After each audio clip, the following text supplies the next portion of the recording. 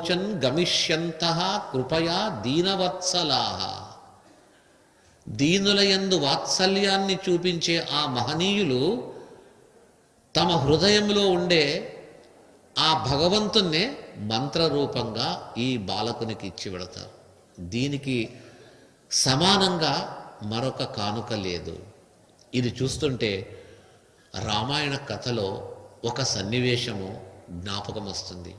వాల్మీకి మహర్షి బ్రహ్మ ప్రేరణచే, నారద మహర్షి ఉపదేశముచే రామాయణ గ్రంథాన్ని కూర్చున్న చోటనే రచించి వేస్తారు. రాముని కాలంలో ఉండే వ్యక్తియే వాల్మీకి. కాకపోతే రాముడు ఎక్కడెక్కడ తిరిగాడో అవంతా తిరగక అతడు కూర్చున్న చోటనే ఆ రామాయణ కథ అంతా కూడా ఒక స్క్రీన్ పైన డిస్ప్లే అయినట్టుగా వాల్మీకి మహర్షికి ఆ కథ అంతా కళ్ళ ముందు వచ్చేస్తుంది. అది బ్రహ్మ ప్రేరణ చేత, నారద మహర్షుల ఉపదేశం చేత. దాన్ని చూచి రామాయణ కథను వాల్మీకి మహర్షి వ్రాస్తారు. కథ పూర్ణమైంది. కథ పూర్ణమైన తర్వాత ఆ గ్రంథాన్ని బయటికి తీసుకురావాలి. బయటికి తీసుకురావడం కంటే మొదట చేయవలసింది ఏమిటంటే దీన్ని ఎవరికైనా ఉపదేశం చేయాలి. ఎవరికి చేయాలి ఉపదేశము? వారు ఉండేది పట్టణం కాదు, మహానగరం కాదు, అరణ్యం. అరణ్యంలో ఆశ్రమం. ఎవరికో ఎందుకు, నా ఆశ్రమంలోనే పెరుగుతూ ఉన్న ఈ రామాయణ కథకు నాయకుడైన శ్రీరామచంద్రుని పుత్రులు ఇద్దరున్నారు నా ఆశ్రమంలో, వారికే చెప్తానని వారికి ఉపదేశం చేశాను. పిల్లలు బాగా నేర్చుకున్నారు. ఒకసారి చెప్పండి అయినా చెప్పారు. అయితే ఆ రామాయణాన్ని గాన రూపంగా ఆ కుమారులు చేత వీణను తంబూరి పట్టి చెప్తారు. వాల్మీకి మహర్షికి చాలా సంతోషమైపోయింది. ఈ సంతోషం మళ్ళీ ఆలోచిస్తాడు. నా శిష్యులు చెప్తే సంతోషపడి నేను వేరే వాళ్ళు మెచ్చుకోవాలి, నేను మెచ్చుకునేది ఏమైంది? కాకికి ఒక చిన్న పిల్ల పుడుతుంది. ఆ కాకి పిల్ల కాకికి ముద్దవుతుంది, వేరే వారికి అవుతుందా? అయితే మరొక మహర్షులను ఎవరైనా జ్ఞానివర్యులను పిలిపిస్తామని ఆ సమీపం నుండి ఆశ్రమంలో ఉండే మహనీయులను అందరినీ ఒకసారి పిలిపిస్తారు. అందరినీ రమ్మని చెప్తారు. మా శిష్యులు రామాయణ గానం చేస్తారు, మీరు రండి అంటే వచ్చారు చాలామంది. రామాయణ ప్రవచనం ప్రారంభమైంది. అద్భుతంగా, అమోఘంగా, గాన రూపంగా వారు పాడతారు, చెప్తారు. మధ్య మధ్యలో విశ్లేషణ, మళ్ళీ గాన రూపంలో పాడడం. కొన్ని రోజులేమో జరిగి ఉండవచ్చు. అంత అయిన తర్వాత ఒక కథ, భగవత్ కథ కాలక్షేపం తర్వాత, సంగీతము పాడిన తర్వాత, ఏదైనా ఒక ఈ అష్టావధానము కానీ కవులు కవిత్వాన్ని చెప్పిన తర్వాత మన సాంప్రదాయంలో గురు వందన, గురు సమర్పణ అనేది ఒకటి ఉంటుంది. ఏదైనా కానుక ఇవ్వాలా వీరికి. వచ్చిన వారెవరు? ధనవంతులు కాదు, ఆశ్రమవాసులు. ఆ ఆశ్రమవాసులు కూడా కానుకలు ఇచ్చారట. ఏమిచ్చారు? ఆ కానుకలు ఒకసారి పరిశీలిస్తే రామాయణంలో వచ్చే ఆ ఘట్టాన్ని ఆశ్చర్యమవుతుంది. ఒక ధనవంతుడు, ఒక కరోడ్పతి, కోట్ల ఆస్తి ఉన్నటువంటి వ్యక్తి ఇలాంటి కార్యక్రమానికి వచ్చి ఏదైనా ధనం ఇస్తే 1,00,000 రూపాయలు ఇచ్చాడు అనుకుంటాం విరాళంగా.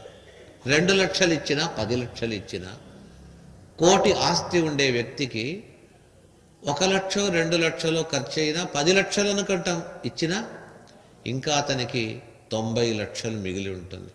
అయితే ఇక్కడికి వచ్చినటువంటి మహనీయుల యొక్క ఆస్తి అనేది లేదు. వారు ఏమిచ్చారో ఒక్కొక్కరు ఉంటే ఒక వ్యక్తి ఇచ్చాడట, ఒక ఆశ్రమవాసి.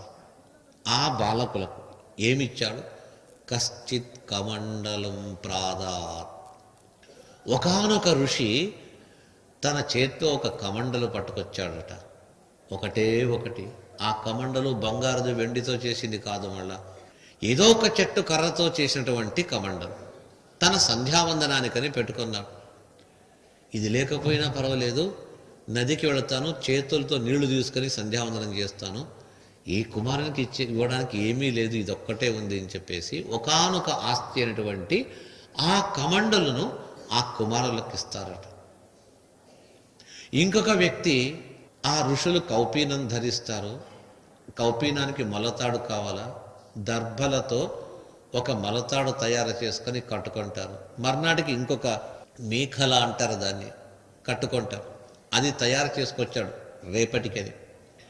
రామాయణం విని చూచాడు, ఆనందమైపోయింది. ఆ చేతిలో ఉండే దర్భలతో చేసిన మొలతాడు ఇచ్చాడట కానుకగా.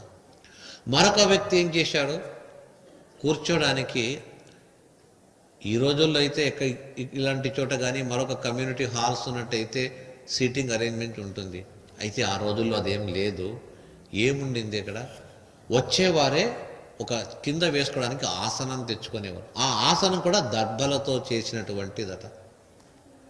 ఒక వ్యక్తి అది ఇచ్చాడట, మరొక వ్యక్తి ఇలాంటిదే ఒకటి ఇచ్చాడు, ఇంకొక వ్యక్తి దగ్గర ఏమీ లేదు. అతడు ఏమి ఇచ్చాడు అంటే, ఆయుష్యమపరే ప్రాహు ముదా తత్ర మహర్షయ. ఒక మహర్షి వచ్చాడు, బాలకులరా చాలా బాగా చెప్పారు, ఆనందమైపోయింది.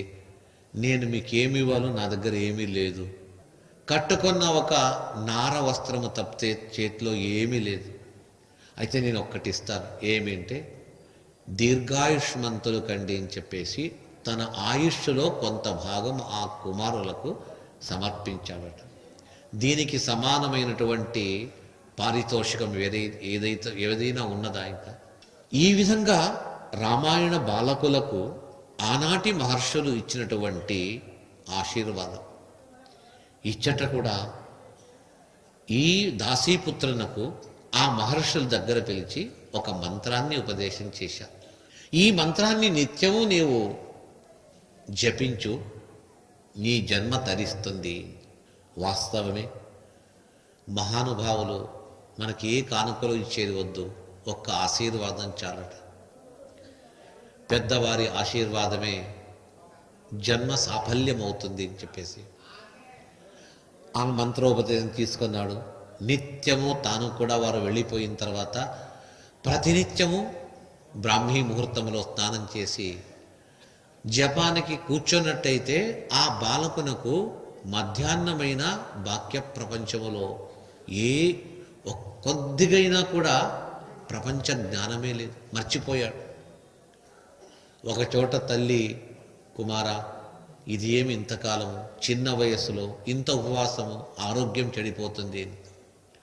అయినా లెక్క పెట్టక చేస్తూ ఉండేవాడు. కొంతకాలమైంది. ఒకరోజు వాళ్ళ తల్లి చీకటిలో గోవులను గోసేవ చేయాలని చెప్పేసి గోశాలకు వెళ్ళేటప్పుడు దారిలో దైవవశాత్తుగా ఒక సర్పం వచ్చి ఆమెకు కాటు వేసింది, చనిపోయిందట తల్లి. చూచాడు, కాస్త బాధపడ్డాడు. నాకు బంధువు అనే వ్యక్తి ఒకే వ్యక్తి తల్లి మాత్రమే, ఆ తల్లి వెళ్ళిపోయింది, నాకిక బంధువు ఎవరు? ఆ భగవంతుడే. నాకు అనుగ్రహించిన ఆ మహామునులే నాకు బంధువుగా భావిస్తూ ఆ స్థలాన్ని వదిలి ఆ స్థలం నుంచి ఉత్తర దిశకు వెళ్ళిపోతాడు. ఆ దాసీపుత్రుడు అలాగే వెళుతూ వెళుతూ నిర్జనమైన ఒక పెద్ద అరణ్యమట, మహారణ్యాన్ని ప్రవేశించాడు. నారద మహర్షి చెప్పుకుంటున్నాడు, నేను ఆ విధంగా అరణ్యంలో ప్రవేశించి చాలా శ్రమపడ్డా. ఆకలి అవుతుంది, దాహం అవుతుంది. అరణ్యం లోపల వెళితే పెద్ద సరోవరం, నిర్మానుష్యము. ఆ సరోవరంలో దిగి స్నానం చేశాను, ధ్యానం చేశాను, ఆ మహర్షులు ఇచ్చిన మంత్రాన్ని పఠించాను. ఆహారం దొరకలేదు, అదే నీరే స్వీకరించాను. తిరిగి మళ్ళా జపం చేస్తూ కూర్చున్నాను. ఈ విధంగా కొంతకాలము, కొన్ని సంవత్సరములు సాగిందట. ఆ జపము చేస్తూ చేస్తూ అదే ధ్యానమైపోయింది. ధ్యాన సమాధిలో కూర్చుంటే ఒక్కొక్కసారి ఈ వ్యక్తికి 24 గంటలు దాటి 1, 2, 3, 4 రోజులైనా కూడా ఆ ధ్యాన సమాధి నుంచి బయటికి వచ్చే అవకాశమే ఉండలేదట. కొంతకాలం తర్వాత ఉన్నట్టుండిగా కళ్ళు మూసుకొని ధ్యానం చేస్తూ ఉండగా తన ఎదురుగా ఏదో ఒక వెలుగు వచ్చినట్టుగా అయిపోయింది. ఏమా వెలుగు అని చెప్పేసి కళ్ళు తెరుస్తాడు. ఏ మంత్రాన్ని జపిస్తూ ఉన్నాడు, ఆ మంత్ర దేవత అయినటువంటి ఆ భగవంతుని, ఆ మూర్తి ప్రత్యక్షంగా వచ్చి ఆ మూర్తి సాక్షాత్కారాన్ని ఇచ్చేసింది. కళ్ళు తెరిచి చూస్తాడు, ఆనంద పరవశుడై ఆనందధారను కురిపిస్తూ ఉన్నాడు. ఉన్నట్టుండిగా ఆ భగవన్మూర్తి ఆ ఆకారము అదృశ్యమైపోయి అంతర్ధానమైపోయింది. మళ్ళా ధ్యానం చేశాడు, పిలిచాడు, కుదరలేదు, మళ్ళా దర్శనం కాలేదు. కొంతకాలం తర్వాత అశరీరవాణి అవుతుందట. కుమారా, ఈ జన్మలో నీకు నేను దర్శనము ఇచ్చే అవకాశం లేదు. నీకంటే ఇంకా ఎక్కువ కాలము తపస్సు చేసిన వాళ్ళకే నేను దర్శనం ఇవ్వలేదు. కాకపోతే నీకు మాత్రం ఇచ్చాను. ఏమంటే బాల్యమునందే బాహ్య భోగములను వదిలి, శారీరక భౌతిక సుఖాలను వదిలి, వాటిపై నీ మనస్సును పోనివ్వక కేవలము ఈ ప్రపంచంలో నీకు కావలసిన ఒకే ఒక గురి ఏది? భగవంతుడు. ఆ భగవంతుణ్ణి మాత్రమే నీవు చూస్తూ ఉన్నావు. కాబట్టి నీకు ఆసక్తి కలగడానికి, మరింత భక్తి పెంచడానికి నేనే నీకు వచ్చి దర్శనమిచ్చాను. మళ్ళా ఇప్పుడు రాను, తిరిగి మళ్ళా వస్తాను. ఇప్పట్లో కాదు. నీవు ఇలాగే ధ్యానము తపస్సు చేస్తూ చేస్తూ నీ శరీరాన్ని వదిలేసి ఆ తర్వాత నీకు నేను నిత్యము ప్రత్యక్షంగా అగుపిస్తాను అని అభయం ఇచ్చాడు అశరీరవాణి చేత. నారద మహర్షి అంటాడు, అశరీరవాణి చెప్పిన ప్రకారంగా నేను అలాగే చేసి నా జీవనాన్ని అక్కడే సమాప్తి చేసేశాను. తిరిగి బ్రహ్మకల్పము, మహాప్రళయంలో అందరినీ కూడా ఆ భగవంతుడు తన ఉదరంలో చేర్చుకుంటాడు. సకల లోకములను తన యొక్క ఉదరంలో ఉంచుకుంటాడు. నేను అందరితో పాటు వెళ్ళాను. తిరిగి మళ్ళా సృష్టి కాలం ఆరంభమైంది. సృష్టిలో వివిధ ప్రాణులను, దేవతలను, దిక్కులను అంతా ఆ భగవంతుడు సృష్టి చేస్తూ చేస్తూ వచ్చాడు. ఆ సృష్టిలో మొట్టమొదట బ్రహ్మను సృష్టి చేశాడు. బ్రహ్మలో ఉండి మళ్ళా సృష్టి చేయించాడు. ఆ చతుర్ముఖ బ్రహ్మ కూడా సృష్టి చేస్తూ వచ్చాడు. ఆ సృష్టిలోనే ఇలాగా బ్రహ్మ సృష్టిలో తన యొక్క అంగ ప్రత్యంగములచే బ్రహ్మ సృష్టించాడు. 10 మందిని బ్రహ్మ సృష్టించాడు. మరీచి, అత్రి, పులహ, పులశ్చ, క్రతు అని ఈ విధంగా వశిష్ఠ చెబుతూ చివరిలో నారద మహర్షిని కూడా సృష్టించాడు. అంటే ఈ దాసీపుత్రుడే తర్వాతి కల్పములో బ్రహ్మపుత్రుడుగా తాను అవతరించాడు.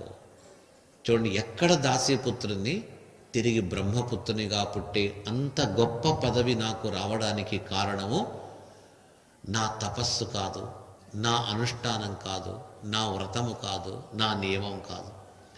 ఆనాడు ఆ మహాత్ముల యొక్క సమాగమము, వారి సంపర్కము, వారితో కూడి ఉండడము, వారిని సేవించడము, వారి యొక్క ఆశీర్వచనము, వారు నివేదించి ఇచ్చినటువంటి ఆ భగవంతునికి అర్పించిన ఆ నైవేద్య ప్రసాదాన్ని తిన్న ప్రభావమే నాలో ఆ ఆహారమే రక్తంగా మారుతుంది.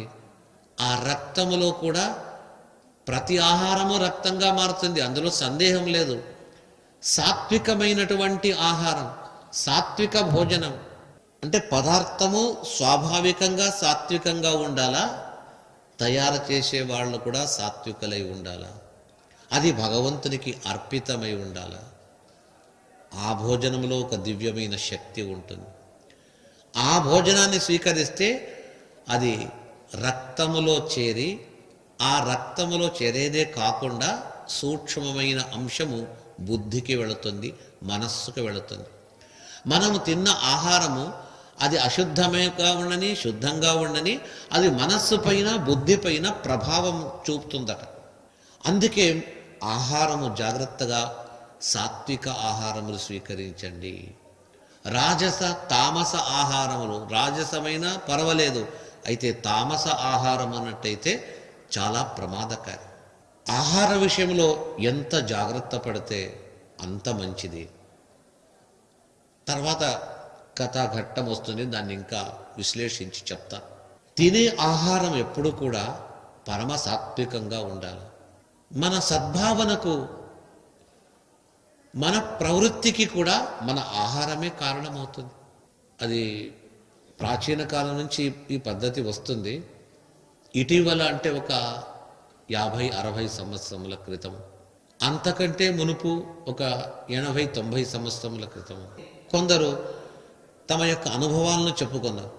ఒక వ్యక్తి ఒక యోగిగా తన జీవనాన్ని ఈ లౌకికంగా గడపక ఆధ్యాత్మిక మార్గంలో వెళుతూ ఉండేవాడట.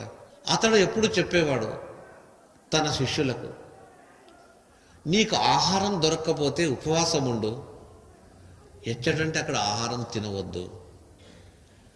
ఆహారం తింటే, నీకు కనిపించిన చోట ఆహారం తింటే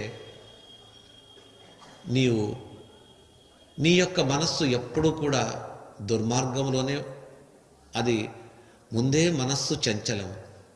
దుష్ట ఆహారాన్ని స్వీకరిస్తే మనస్సు ఎప్పుడూ వక్ర మార్గంలో నడుస్తూ ఉంటుంది. దీనికి ఒక నిదర్శనం అంటే రామకృష్ణ పరమహంస కాలంలో జరిగిన ఒక సంఘటన. ఆ తర్వాత కొన్ని పత్రికల్లో కూడా అది విడుదల అయినటువంటి ఒక సంఘటన. అతన్ని చూడాలని చాలామంది అధికారులు, రాజులు, ఆధ్యాత్మిక తత్వ సంపన్నులు వచ్చేవారు. ఒక పోలీస్ అధికారి వారిని చూడడానికి వచ్చారు. ఆ వచ్చినప్పుడు ఆ వ్యక్తికి ఒక చోట ఆహారము దొరకలేదు అని ఇతని దగ్గర వచ్చిన తర్వాత రామకృష్ణ పరమహంస చెప్తారు, చూడయ్యా, నీవు నీ యొక్క వృత్తిపరంగా చాలా పనులు చేస్తూ ఉంటావు, ఆహారం మాత్రము మంచి ఆహారాన్ని, సాత్విక ఆహారాన్ని స్వీకరించు అని చెప్పి పంపిస్తాడు. అప్పటి నుంచి అలా చేస్తూ ఉంటాడు. ఒకసారి తన ఇంట్లో వంట చేసే వ్యక్తి, ఆ వంట చేసే బ్రాహ్మణుడు ఉండేవాడు. అతనికి ఏదో పని వల్ల వేరే ఊరికి వెళ్ళిపోతాడు. కొంతకాలం వంట వాళ్ళు లేరని చెప్పేసి ఎవరినో అడగగా, ఒక చోట ఒక దేవాలయంలో ఉన్నాడు, ఒక వ్యక్తిని పంపిస్తాను పంపించాడు. ఆ వ్యక్తి వంట చేశాడు, తింటున్నాడు. 2 రోజులైంది. ఒకరోజు స్వప్నము ఆ పోలీస్ అధికారి కడ. స్వప్నంలో ఏమంటే ఎక్కడో వెళ్ళినట్టుగా ఒక చోట కూర్చుంటే ఏదో ఒక పశువులనంతా చంపేస్తే దాని శరీరం నుంచి ముక్కలైపోయి రక్త మాంసములంతా ప్రవహిస్తూ ఉంది. దాని మధ్యలో అతను కూర్చున్నాడట. చాలా బాధగా ఉంది అని భావిస్తూ ఉండగా కొద్దిగా అనీజీగా ఫీల్ అవుతూ ఉన్నాడు. తర్వాత మెలకువ అయింది, లేచాడు. ఎందుకు ఈ స్వప్నం పడింది నాకేం అర్థం కావటం లేదని చెప్పేసి తిరిగి రామకృష్ణ పరమహంస దగ్గర వెళ్తాడు. స్వామి, ఈ విధంగా జరిగింది, ఏం దీని అర్థం ఉంటే? భోజనం ఎక్కడ చేశావు? ఇంట్లోనే చేశాను. ఎవరు వంట చేశారు? మా వంటవాడు లేదు, వేరే ఒక వంటవాడు దొరికాడు తాత్కాలికంగా, అతడు చేశాడు. అతడు ఎక్కడుంటాడు? అతని యొక్క పుట్టు పూర్వోత్తరాలు తెలుసుకోను. పోయి తెలుసుకుంటే అతడు ఒక మోసం చేసి నేను వంటవాని వలె వస్తానని వచ్చాడట. నిజంగా అతడు కాదు. అతడు కనిపించిన జంతువును అరణ్యంలో వేటాడి చంపి ఆ మాంసాన్ని అమ్ముకొని జీవించే వ్యక్తి వంటవానిగా వచ్చాడు. అతడు వంట వండాడు. ఆ ప్రభావము సాత్వికులకు చూపించి ఆ రోజు స్వప్నములో రక్తమాంసముల మధ్యలో ఇతడు ఉన్నట్టుగా గోచరమైంది.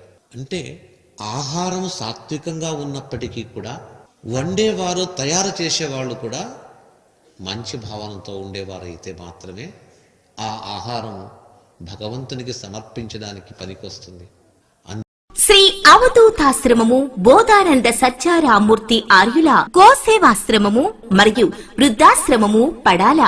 ఆశ్రమములో గోసేవ, గోవుల దానము స్వీకరించుట, మీ నవగ్రహ దోషములు పోవుటకు గోపూజ చేయబడును. మూలికా వైద్యము, గోపంచగవ్య వైద్యము చేయబడును. యంత్రములు, తావీదులు ఇవ్వబడును. శాంతి హోమములు చేయబడును. మీ ఆత్మీయుల పుట్టినరోజు, పెళ్లి రోజు మరియు వర్ధంతి వంటి ముఖ్యమైన దినములలో గోసేవ లేదా అన్నదానం చేయదలిచిన వారు సంప్రదించండి. మా వృద్ధాశ్రమంలో ఖాళీలు కలవు. చేరదలిచిన వారు సంప్రదించండి. శ్రీ శ్రీ శ్రీ స్వామి బోధానందగిరి శ్రీ అవధూతాశ్రమము, అయ్యప్ప స్వామి గుడి దగ్గర, పడాల, తాడేపల్లిగూడెం 2. Cell numbers 7981356374 96180 34138.